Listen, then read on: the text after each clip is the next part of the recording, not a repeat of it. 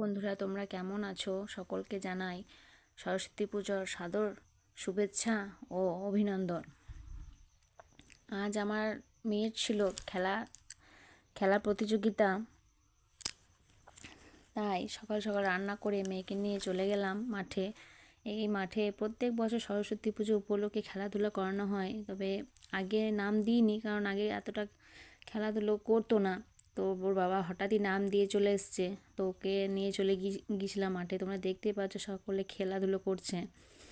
তো আমার মেয়ে 100 মিটার দৌড় আর অঙ্কন প্রতিযোগিতায় নাম দিয়েছে।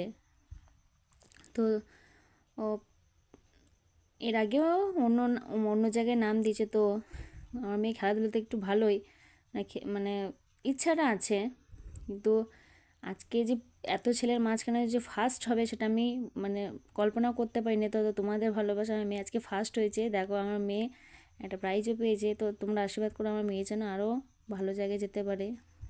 তো ভালো লাগলে অবশ্যই লাইক, কমেন্ট অ্যান্ড সাবস্ক্রাইব করো।